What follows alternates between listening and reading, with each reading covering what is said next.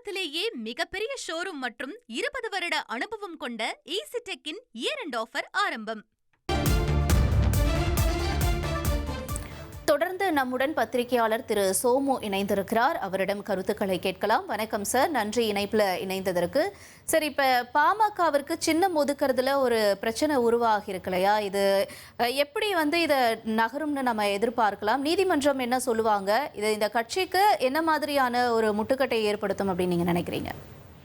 வணக்கம். பொதுவா இப்ப சின்னம் அப்படிங்கிற ஒரு விஷயத்துக்கு பெரிய முக்கியத்துவம் இல்லாத ஒரு காலகட்டம் வந்துருச்சு. ஒரு காலத்துல சின்னம் தான் முக்கியம் அப்படிங்கிறது இருந்தது. இப்ப எம்ஜிஆர் 1977 பாத்தீங்கன்னா ஒரு தொகுதியில ரெட்டலா இல்ல, நீங்க சிங்கம் சின்னத்துக்கு வாக்களிங்கன்னு சொல்லி அந்த வேட்பாளர் பிரச்சனை அதுல நடந்ததுனால, ஆனா மக்கள் ரெட்டலைக்கு தான் போட்டாங்க சின்னத்தை பார்த்து. இப்ப அந்த மாதிரி இல்ல. இப்ப கடந்த தேர்தல்ல கூட நம்ம பார்த்தோம் இல்லையா, இவங்களுக்கு ரொம்ப தாமதம்னு இல்ல, உரிய நேரத்துல இருந்தா கூட இந்த நேரம் ரொம்ப குறைவா இருந்துச்சு நாம் தமிழருக்கு. அதே மாதிரி பாத்தீங்க, அதை இந்த சமூக ஊடகங்கள் வாயிலா ரொம்ப எளிதா கொண்டு போயிட்டாங்க. அதே மாதிரி மதிமுகவுக்கும் புதிய சின்னம் தான். இப்படி நம்ம தொடர்ந்து பாக்குறோம். அதனால சின்னங்கள் அப்படிங்கிறதுக்கான ஒரு முக்கியத்துவம் இல்லாத ஒரு காலம் இப்ப வந்துருச்சு.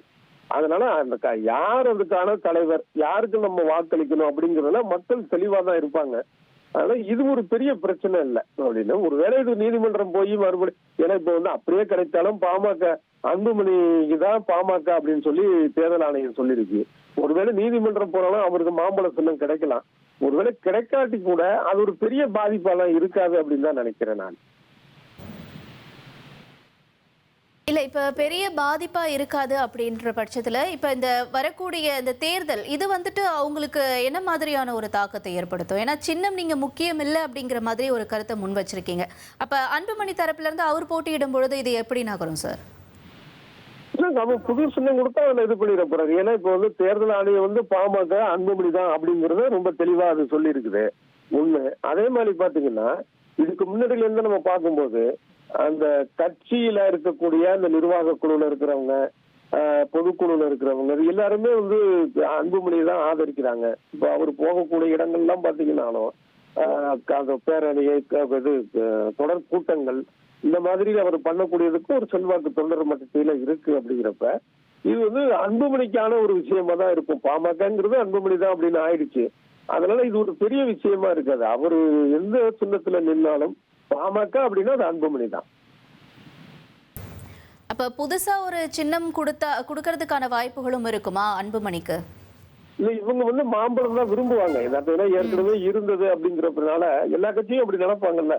புது சின்னம் வந்தாலும் பிரச்சனை இல்லை அப்படின்னு இருந்தால் கூட நமக்கு ஒரு பழக்கமான சின்னம் தேவைன்னு நினைக்கிறது எல்லாரும் கட்சியும் வேற. உதாரணம் இதுக்கும் நாம் தமிழர் சொல்லலாம். அவங்களுக்கு தங்களுடைய பழைய சின்னத்துக்காக அவங்க போராடி பார்த்தாங்க. அது மாதிரி பழைய சின்னத்துக்கான முயற்சி பண்ணலாம். அப்படியே அந்த சின்னம் கிடைச்சா ஓகே, கிடைக்காட்டியும் பெரியன்னு இல்லை, பாதிப்பே இருக்காது. இப்ப ஒரு நபரை பார்த்து அவருடைய செயல்பாடை பத்தி தான் வாக்களிப்பாங்களே தவிர இந்த ஒரு கண்மூடித்தனமா போய் ஒரு சின்னம் அப்படிங்கிற ஒரு விஷயம் அப்படிங்கிறத நம்ம பெருசா எடுத்துக்க வேண்டியதில்லை அப்படின்னு தான் தோணுது. நன்றி திரு சோமு சார், இணைப்பில் இணைந்து உங்களுடைய கருத்துக்களை பகிர்ந்து கொண்டமைக்கு. பாமகவிற்கு மாம்பழ சின்னம் ஒதுக்க முடியாது, தொடர்ந்து தலைமையில் பிரச்சனை இருப்பதால் இந்த சின்னம் ஒதுக்குவதில் தற்பொழுது தேர்தல் ஆணைய தரப்பிலிருந்து சின்னம் ஒதுக்க முடியாது என்ற வாதத்தை முன்வைத்திருக்கிறார்கள். நீதிமன்றத்தில் இந்த வழக்கானது விசாரணைக்கு வந்திருக்கிறது. தேர்தல் ஆணைய உத்தரவுக்கு எதிராக ராமதாஸ் தொடர்ந்த வழக்கில் தேர்தல் ஆணையம் தரப்பிலிருந்து பாமகவிற்கு மாம்பழ சின்னம் ஒதுக்க முடியாது என்ற பதிலை முன்வைத்திருக்கிறார்கள். தொடர்ந்து அங்கு வாதம் என்பது நடைபெற்று வரக்கூடியதாக இருக்கிறது. டெல்லி உயர்நீதிமன்றத்தில் இந்த வழக்கு தொடர்ந்துட்டு வர நிலையில தொடர்ந்து அன்புமணிக்கோ அல்லது ராமதாஸுக்கோ, பாமக நிறுவனர் ராமதாஸுக்கோ இந்த சின்னம் ஒதுக்குவதில் தொடர்ந்து அங்கு வாதம் என்பது நடைபெற்று வரக்கூடிய தகவல்களை நாம கேட்டுட்டு இருக்கோம். தமிழகத்திலேயே மிகப்பெரிய ஷோரூம் மற்றும் 20 வருட அனுபவம் கொண்ட ஈசிடெக்கின் இயர் எண்ட் ஆஃபர் ஆரம்பம்.